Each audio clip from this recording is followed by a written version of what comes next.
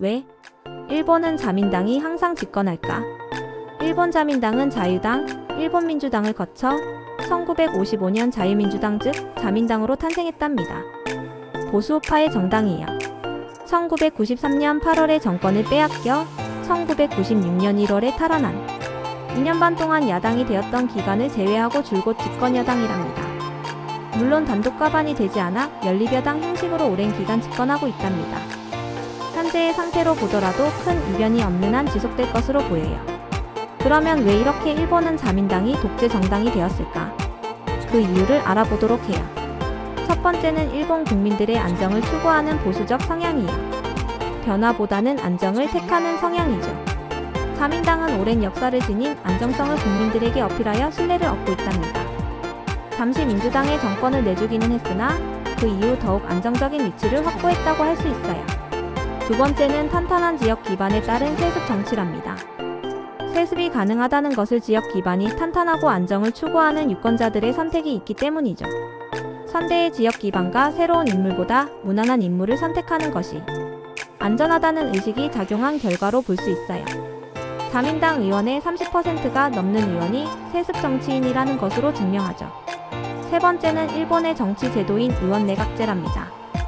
특정 인물을 대통령으로 선출하는 대통령제의 경우 선출된 대통령에 따라 집권 여당이 바뀌지만 의원내각제는 특정 인물이 아니라 정당에 따라 수상이 뽑히기 때문에 쉽게 바뀌지 않는답니다. 특별한 정기가 있지 않는 한 집권 정당이 바뀌지 않죠. 제2정당과 의석수의 차이가 적으면 바뀔 가능성이 높지만 지금의 자민당 의석수로는 쉽게 바뀌지 않을 것 같아요. 네 번째는 야당의 약세를 들 수 있어요. 입헌민주당, 일본 유신회, 국민민주당, 일본공산당, 사회민주당 등 많은 정당이 난립하지만 위원회 순화 정책 면에서 자민당보다 우월하지 않다는 점이에요.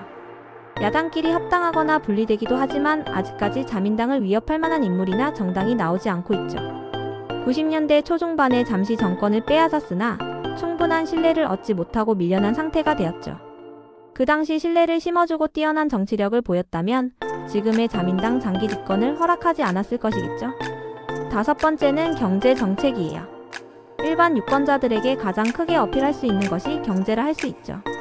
태평양 전쟁 이후 경제 발전기에 자민당이 집권했기 때문에 자민당의 경제 정책에 대한 믿음이 있답니다.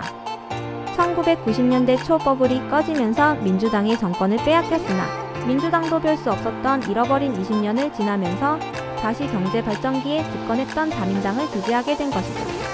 마지막으로 강력한 리더십의 지도자라 할 수 있답니다. 자민당 결성 당시에 하토하며 이치로를 시작으로 사토에이 사쿠, 다나카카쿠에이 등이 등장했어요. 가까운 1990년대에는 고이즈미 주니치로가 나서 우체국 민영화 등 정치개혁을 이루었고 2000년대 들어서서 아베 신조가 오랜 기간 집권하면서 리더십을 발휘했기 때문이죠.